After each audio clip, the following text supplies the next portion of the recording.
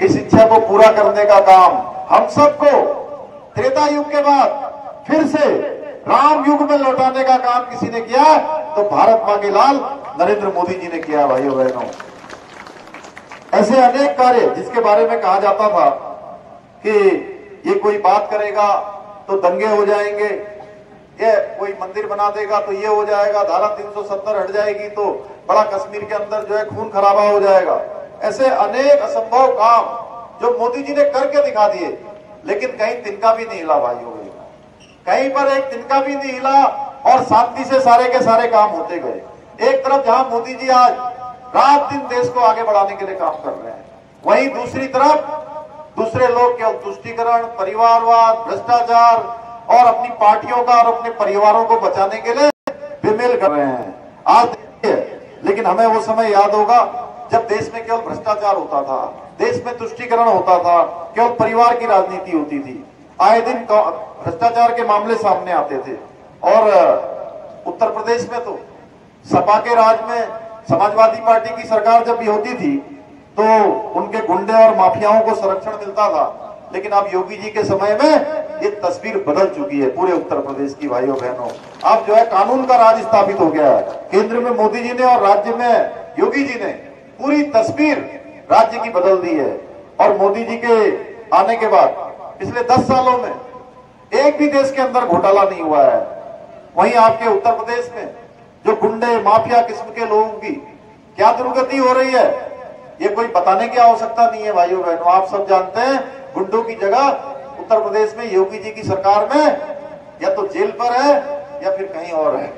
जानते हैं आप सब, चाहे प्रदेश हो या देश हो, आज भारतीय जनता पार्टी अकेली ऐसी पार्टी है जो विकास और सुशासन को साथ में लेकर चल रही है। इसलिए भाइयों बहनों, 29 तारीख को और 19 अप्रैल को पहले चरण में यहाँ भी मतदान होना है, उत्तराखंड में ही मतदान होना है। तो 19 तारीख को आदरणीय मोदी जी को तीसरी बार प्रधानमंत्री बनाने में हम सबको अपना योगदान देना है। आप सभी लोग समाज के चैतन्य हैं, प्रबुद्ध जन है, तो आपका वोट के साथ ही आपको ये सुनिश्चित करना है कि पूरा समाज, आज चूंकि क्या है कि देखिए, मैं कहीं भी देश में जा रहा हूं, मैं प्रदेश में गया हूं, देश में गया हूं, अनेक स्थानों पर गया हूं, कहीं पर भी इस बात की चर्चा नहीं हो रही है कि सरकार कोई और बनने वाली है। हर कोई कह रहा है सरकार भाजपा की बनने वाली है, सरकार मोदी जी की बनने वाली है और प्रधानमंत्री भी तीसरी बार मोदी जी ही बनने वाले हैं। इसलिए पीलीभीत लोकसभा क्षेत्र से भी चर्चा यही है कि यहां से भारतीय जनता पार्टी ही जीतने वाली है।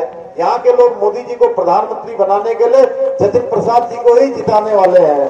इसलिए आपका एक एक वोट और आपके आस पड़ोस का वोट, नातेदारों का, रिश्तेदारों का, मिलने वालों का, जानने वालों का, पहचानने वालों का, सबका वोट करवाने की जिम्मेदारी आप सबकी है। मैं भी देवभूमि से आप सबसे ये आह्वान करने वाला हूँ, क्योंकि ये वोट देश की तरक्की के लिए होगा। भाइयों बहनों, ये वोट देश की तरक्की के लिए होगा, ये वोट महिला सशक्तिकरण के लिए होगा, हमारी महिलाओं के उत्थान के लिए होगा।